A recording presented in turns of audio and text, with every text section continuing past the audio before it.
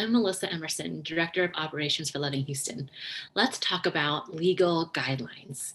Now, I don't know about you, but I often hear people saying that they've taken God and prayer out of our schools. But when you start getting to know the teachers, students, and families through a church school partnership, it's very clear that God is still in our schools. If anything, it's us who have taken ourselves out of our public schools. And now we are hearing schools all across Greater Houston having to ask for churches and believers to come back.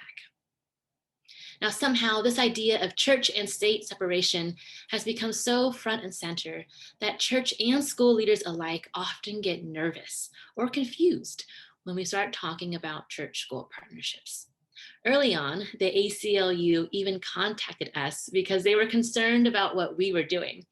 But after being interrogated by several lawyers on a very interesting phone conversation, we can very clearly share today what we are and what we are not allowed to do in our church school partnerships. Let me start with this quote from the First Amendment Center at Vanderbilt University. Public schools and religious institutions have different missions, but they share many of the same civic and moral values, and each is committed to the well-being of children.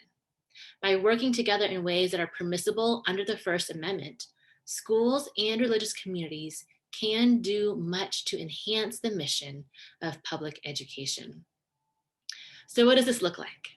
Well, first, churches can serve as any other community partner would through mentoring, tutoring, or supporting teachers. We can also advertise church-sponsored activities and other faith-based programs outside of school hours as long as they're optional. So attendance at a church-sponsored event cannot be required for a grade.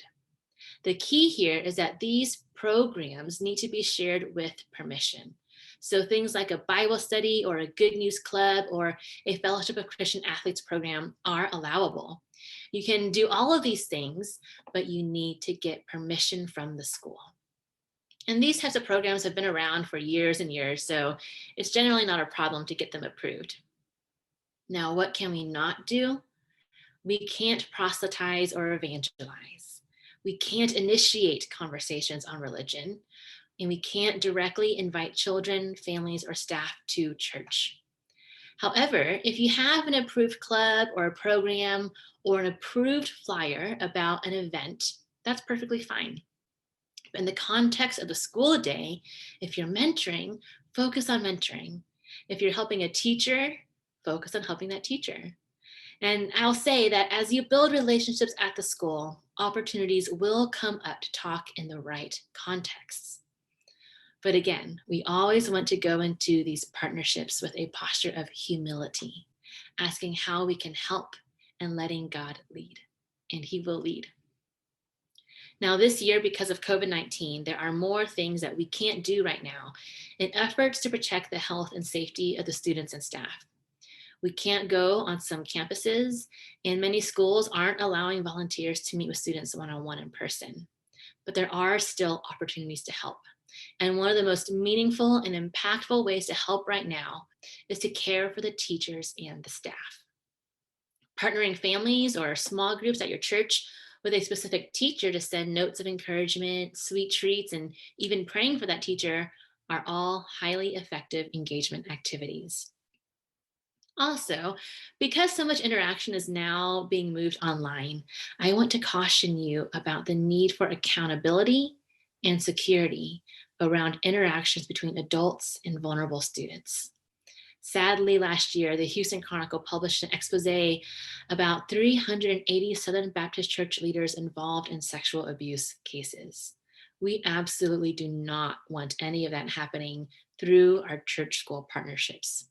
So this year, we have a partnership with a ministry called Ministry Safe that some of you may be familiar with that will help train your volunteers to watch out for any of this kind of behavior to protect the students and staff that we're caring for.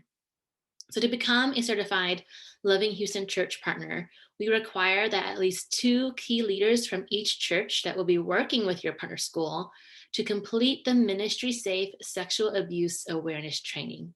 The training is 1 hour and the cost is $10 per person. But for the 2021 calendar year, Ministry Safe is free for Loving Houston affiliated churches.